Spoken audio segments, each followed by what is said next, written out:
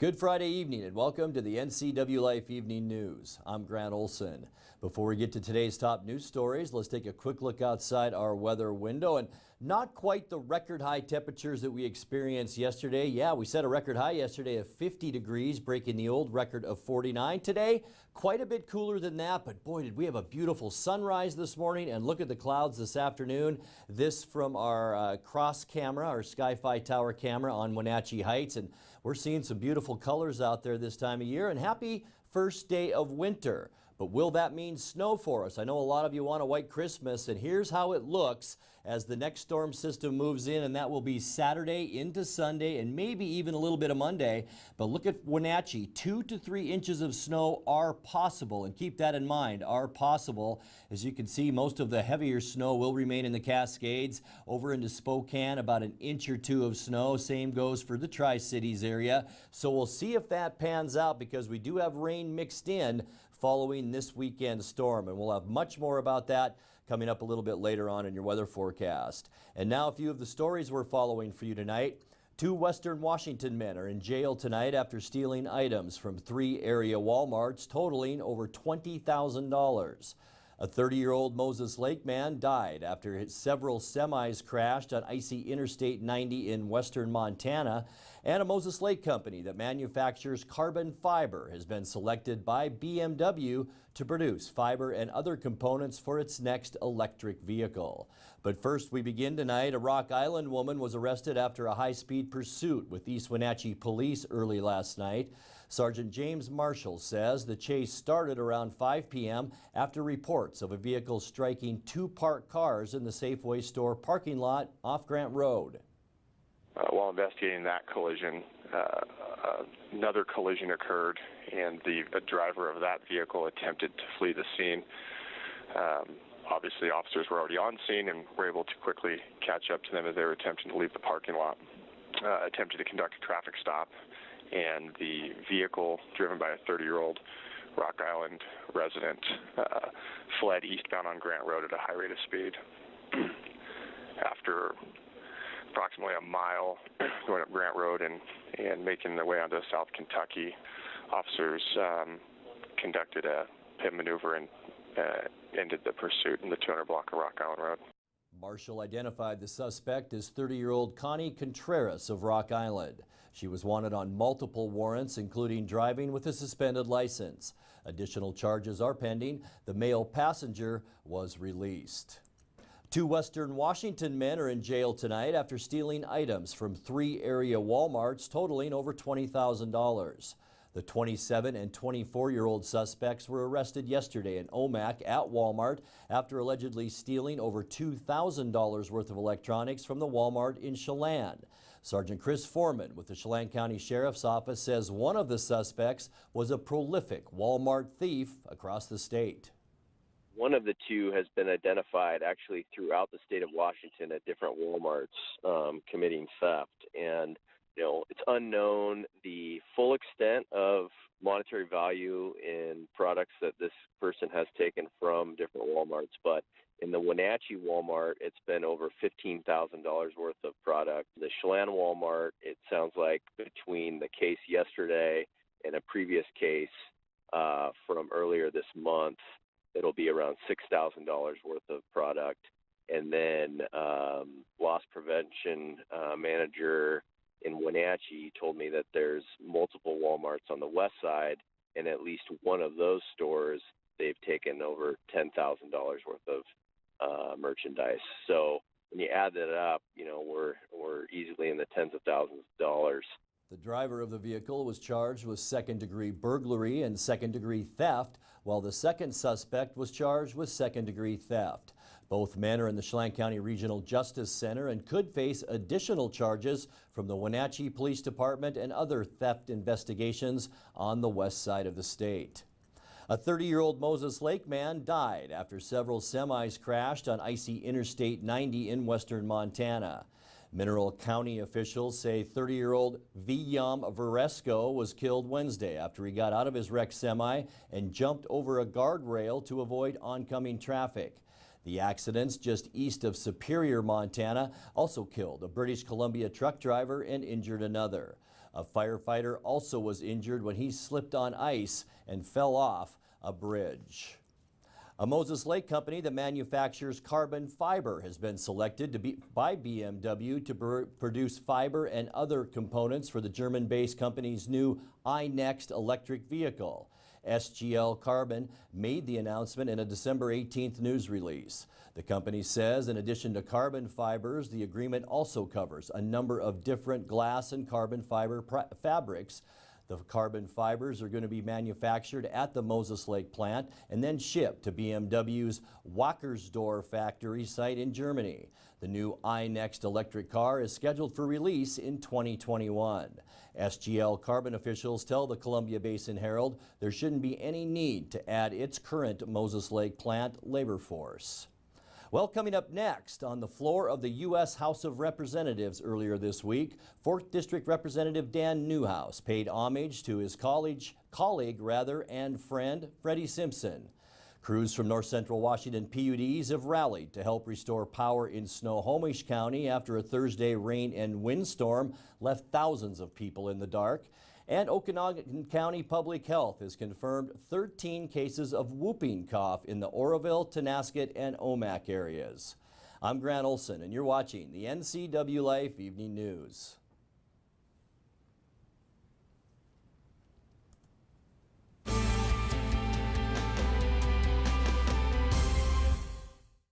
Thanks to the help I received at Goodwill, I have a job. I'm working now. Thanks to Goodwill. Thank you, Goodwill. Thank you, Goodwill. Thank you, Goodwill. Thank you, Goodwill.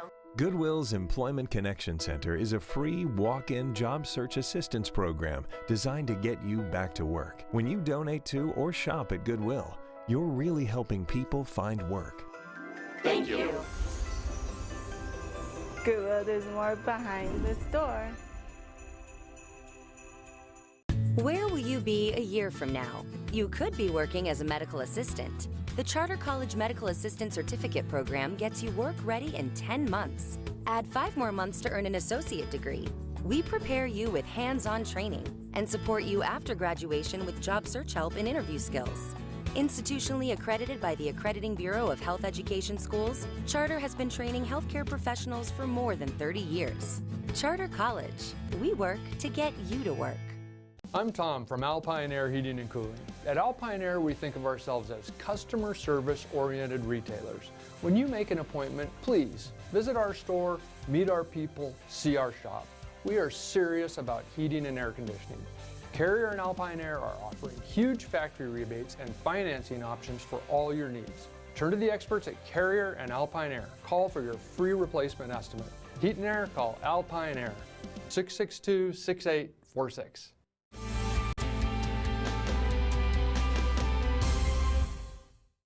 Welcome back. In another news, last week, Chelan and Douglas County Republicans lost a key leader with the death of Freddie Simpson.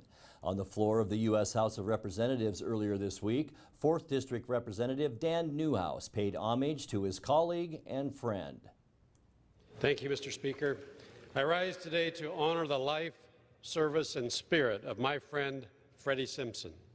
Freddie was well known and admired in Central Washington.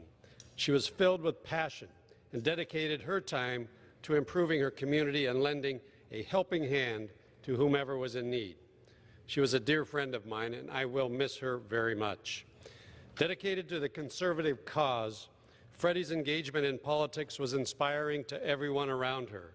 She served as a mentor to young people and encouraged them to get involved at the local, state, and national levels. As National Committee woman, she represented Washington State with infectious enthusiasm and deep integrity. She traveled across our great state and the entire country, leaving a positive impression on everyone she met. So today I reflect on my own joyful memories with Freddie, and I find peace in knowing she is at rest and reunited with God. My prayers go out for her husband, Bruce, her son, Kane, and all her loved ones, and I urge my colleagues to join me in celebrating her wonderful life. Freddie, we will miss you. Thank you, and I yield back. Simpson died after a battle with cancer.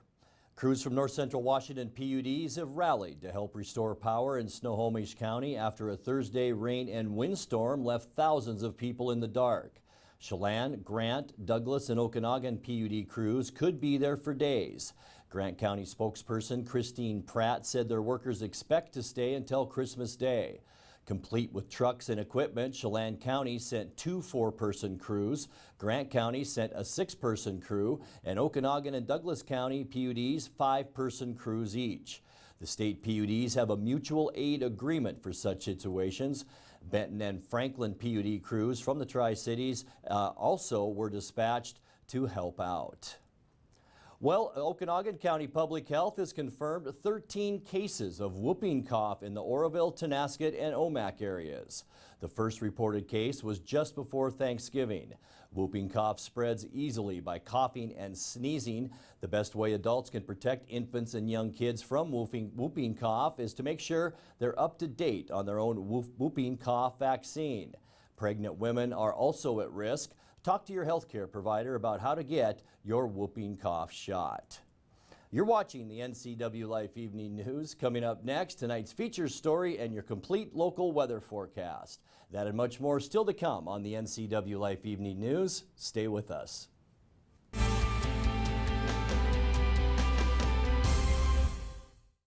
Eastern Washington. It's a great place to call home and a great time to own a home.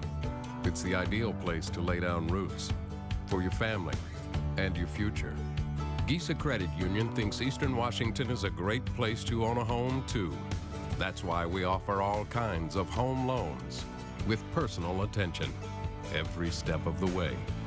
We're your home. For home loans, we're Gisa Credit Union. Arctic Refrigeration and Heating has been serving North Central Washington for 34 years. Arctic provides the finest heating and cooling air quality products for residential and commercial customers, along with prompt and professional customer service. Arctic also offers specialty services like custom sheet metal fabrication of ductwork, coil cleaning, as well as planned fall and spring maintenance for the overall well-being of your system. Arctic is available for emergency calls 24/7. Call Arctic Refrigeration and Heating for your heating and cooling needs. Sir, I pulled you over today to ask you one thing. Is it true that Apple Valley Honda has a free lifetime warranty on every new Honda? Officer, I'm glad you asked. Our lifetime warranty comes free on all of our new Hondas. That means you won't have to pay a dime for any major expenses. That could save you thousands. And no, you do not have to service with us. It's a great peace of mind, officer. Wow, my wife and I have wanted the new Accord. We'll see you this weekend.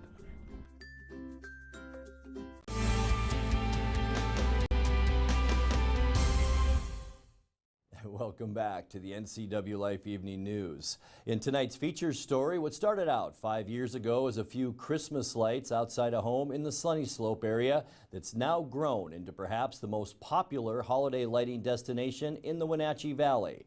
Nick Nelson spent most of the year planning and building his display at 3418 Knowles Road, and this year he unveiled a musically synchronized show featuring almost 40,000 lights. Enjoy this amazing display.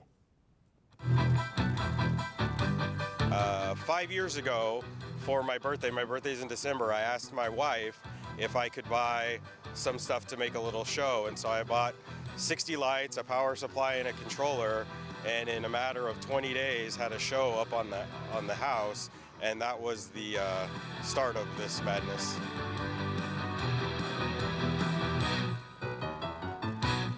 Each year I try and add new things. It's kind of like once you set the stage for a show, you have to make it better each year. And so each year I try and add a little bit. This is 5 years in the making. I started out the first year with 60 lights. The second year I had about 1,700 lights. The third year I had 7,000 lights. Fourth year I had about 24,000 lights. And this year there's 41,003 lights. Traffic has increased definitely this year. This year I was on the front page of the newspaper, and my Facebook group has definitely grown, and so word is getting out. This year, I would say on average, there's probably about 100 cars a night on Saturday. Friday, Saturday, and Sunday, you could probably see 150 or more cars from starting as soon as the sun goes down till midnight or later. I actually don't ever shut off the show. It runs 24 hours a day. I was looking out here earlier this morning, there was somebody sitting there watching the show.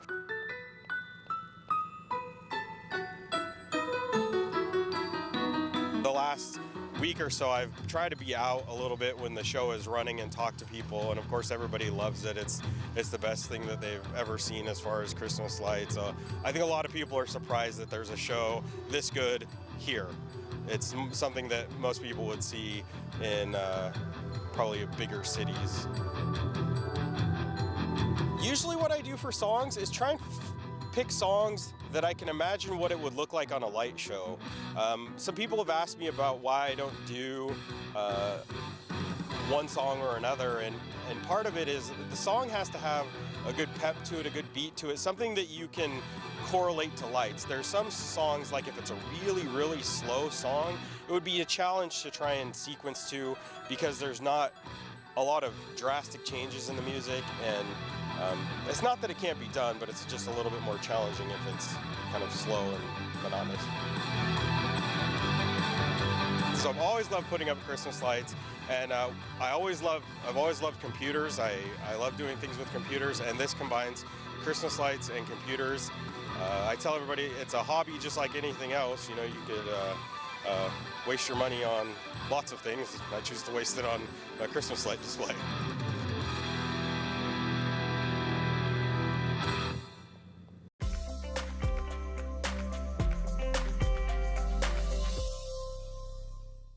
And a great job by NCWLIFE photographer Uriah Darby on that piece. And by the way, NCWLIFE will broadcast a special half-hour show on Nelson and his light show. That's coming up on Christmas Eve at noon and at 5 p.m. Now let's take a look at your North Central Washington weather forecast. A lot to get to, and I know a lot of you are traveling over the next 3 or 4 days. But before we get to the details, how about a beautiful shot outside our weather window this afternoon? This looking down at the Wenatchee Valley from our cross camera located up on Wenatchee Heights. We did see some clouds out there, but beautiful sunrises and sunsets the last couple of days. A record high yesterday. We didn't quite get that warm today. 40 degrees our high temperature today. That's 9 degrees above where we should be at 31. Our low temperature this morning was 33. 10 degrees above where we should be for our normal low temperature. Record high was in 1974 at 55 degrees, and our record low, 80s were a cold decade, that's for sure. 1983 at 6 below zero. Still at 6.81 inches of precipitation for the year. Sunrise this morning was at 7:45, and the sun set this afternoon at 4:13. Now let's take a look at what we can expect as we move through the next 4 or 5 days. Tonight at 11 o'clock, just partly cloudy skies, kind of what we're seeing right now. We could see some patchy fog develop, though. That'll be late tonight and maybe lingering into our early morning hours on Saturday. And on Saturday, here's our next area of storminess. This low pressure system right off the coast of British Columbia. It will bring that moisture into the Wenatchee area. A 60% chance, I think, will be all snow on Saturday, considering we will see a cool down as we make our way into the weekend. By 10 o'clock Saturday night, that goes up to an 80% chance for snow, and it pretty much inundates the entire inland northwest. Rain showers all over western Washington, and the same goes for Sunday morning at 8 o'clock. We'll still see about a 60% chance of rain mixed with snow. Will the snow we receive stick? That's the good question right now. And if you're traveling over into Montana for the holidays, it's going to be a nasty one in the Rockies and the western part of Montana. Back here at home by Sunday at 10 o'clock, we will still see about a 40% chance for rain mixed with snow showers, mainly right along the Cascades, and that'll go for your Christmas Eve day as well. Around noon on Monday, about a 50% chance for a rain-snow mix, because we will warm up a little bit on Monday, and it may be warm enough to melt any snow that we do see over the weekend. And by Christmas Day, a dry day. In fact, mostly sunny skies. It will be mild over Washington with high temperatures on Christmas Day in the upper 30s. Let's take a look now at your quick lube and tune forecast. Tonight, we'll drop down to 27 degrees, so getting back more to where we should be for overnight lows here in the Wenatchee Valley. Sorry, Santa. Tomorrow, 80% chance of snow, 36 degrees for our high temperature. We will see especially rain and snow in the morning, scattered throughout Sunday afternoon, and 39, cloudy with a 50% chance of rain or snow on Christmas Eve. And then as we move into Christmas, I'll just get out of Santa's way. Mostly sunny and mild, 39 degrees on Christmas Day, your low of 26, and we'll stay in the middle 30s for the rest of next week with mostly cloudy skies Wednesday, mostly sunny on Thursday, high both days of 36 degrees. And that's a look at your local weather forecast. Coming up next, tonight's sports report with Eric Granstrom and more as the NCWLIFE Evening News continues right after this.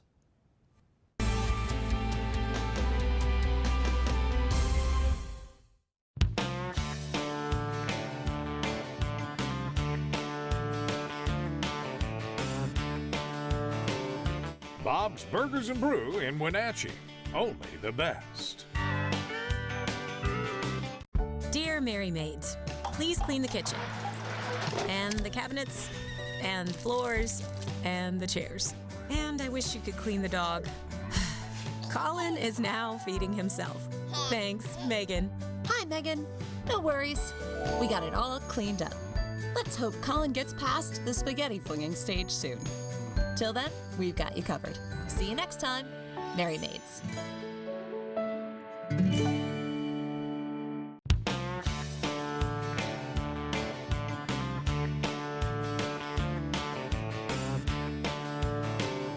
Bob's Burgers and Brew in Wenatchee. Only the best. And now it's a sports update on the NCWLIFE channel. And a happy Finally Friday to you. A couple of basketball scores reported from last night on the boys' side. First from Coach Jeff Pearl of Chelan. He says the Mountain Goats traveled to Warden and picked up a 66-55 victory. Coach Pearl said, quote, "It was a physical game that required us to keep our composure throughout. We got off to a great start, but we got ourselves into some foul trouble. We stuck it out and finished the game with some great defensive rebounding," end quote. Chelan led by Connor Wilson's 18 points. Cade Christofferson with 12. Quinn Stamps chipped in 11. Also last night, Kashmir Bulldogs won a non-league game, pitting a 1A versus a 4A, downing the West Valley Rams 69-52. Coming up on tonight's girls' schedule, first of all, Eastmont hosts Rogers of Spokane in a non-league game at Eastmont High School. We'll have that live here on the NCWLIFE channel, beginning with the pregame right after our newscast here. Also on the schedule tonight, Cascade at Okanagan, Manson traveling to Tonasket, Oroville hosting Waterville Mansfield. Also day one of the Crunch Pack Classic at Kashmir High School. Girls basketball we're talking about. The first game features Snohomish and WF West, followed by Kashmir and Mount Spokane tonight at 7:30. Also high school boys basketball tonight. Cascade plays at Okanagan. It's a 7:30 tip time for Manson at Tonasket and Waterville Mansfield at Oroville. Also tonight on the NCWLIFE channel, Rogers of Spokane and Eastmont. We'll be starting that one at about 7:30.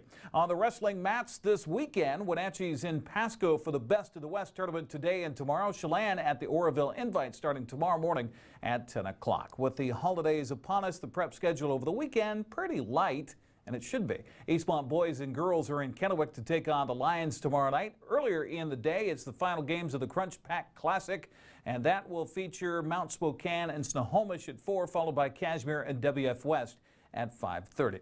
The Wenatchee Wild host the Verdant Vipers at the Town Toyota Center tonight and tomorrow night. Wenatchee's trying to bounce back from having its 9-game winning streak snapped at Trail on Wednesday.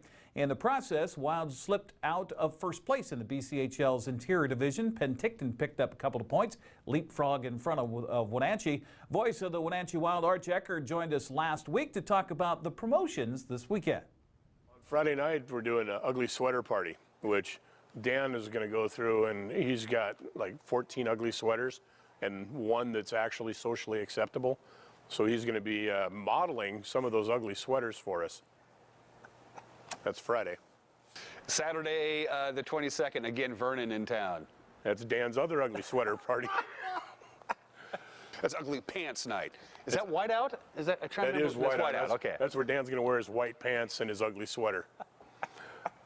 And then, no, we're not handing out liquid paper. It's, okay. We just want people to wear white, and the guys obviously wear the white jerseys, and as much white as we can get in the stands, and wave white towels and the whole thing, and just get a kind of a white atmosphere. It's beginning to look a lot like Christmas. So that's what's happening on Saturday against Vernon. Then the guys get the holiday break, and they get to go home and kiss mom and have have some ham and turkey and all that good stuff. So There you go. Puck drops at 7:05. Ugly sweater night tonight. 7:05 tomorrow night for whiteout night.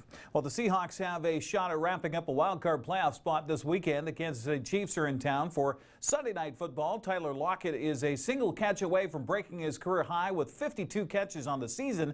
He says he's benefited from having a veteran like Doug Baldwin to learn how to take advantage of the opportunities given. We always want to be an efficient group. You never know how many opportunities you're going to get.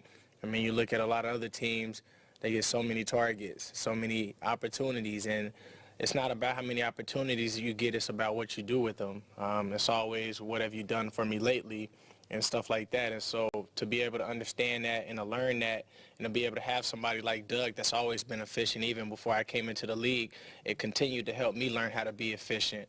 Like I said, when I was at Kansas State, I had to learn how to be efficient. I always looked at it as if the defense stopped our offense, and I knew that our team was going to go to me, I had to figure out how to win regardless of how they covered me. And so I kind of took that same mentality when I've been here, and every ball that goes up in the air, I got to figure out a way to catch it. Same with Doug. And if we can't figure out to catch it, then it has to be a flag on that play, because we did everything that we could to catch it. And even if they're grabbing us, whatever, we still going to find a way to catch it. Seahawks and Chiefs Sunday night football on NBC 5:20 kickoff. Al Michaels and Chris Collinsworth will have the play-by-play. A lot of people don't like Chris Collinsworth. I understand, but I don't think you'll find anybody that's more prepared that does a broadcast than Chris. Also, a little interesting note on Al Michaels. Did you know he doesn't eat anything green? See that, Marion? There's other people that don't like veggies. All right, that's a look at sports news. I'm Eric Granstrom. Have a great weekend and a Merry Christmas if you're not around next week. Grant, back to you. Thank you, Eric. And finally tonight, if there's a partial shutdown of the federal government, how would that impact us in north central Washington? The dispute over U.S. border wall funding could force a government shutdown at midnight tonight if an agreement isn't reached. If that happens, it would be similar to when it occurred in 2015. U.S. Forest Service and national park lands will be accessible, but you may have to be like a bear if you have to use the restroom. Seriously, officials with the National Park Service have announced that any service requiring staffing, such as restrooms, visitor centers, or forest roads that need plowing, will be closed. And that's going to do it for our newscast tonight. For more on these stories and other news from around north central Washington, you can find us on Facebook or our website at ncwlife.com. And remember, if you see news happening, we'd like to hear from you. You can send us an email at news@ncwlife.com or give us a call at 888-6295. Also, keep it right here on the NCW Life channel Monday morning for Wake Up Wenatchee Valley with host Dan Kuntz. I'm Grant Olson. Thanks for joining us and have a great weekend.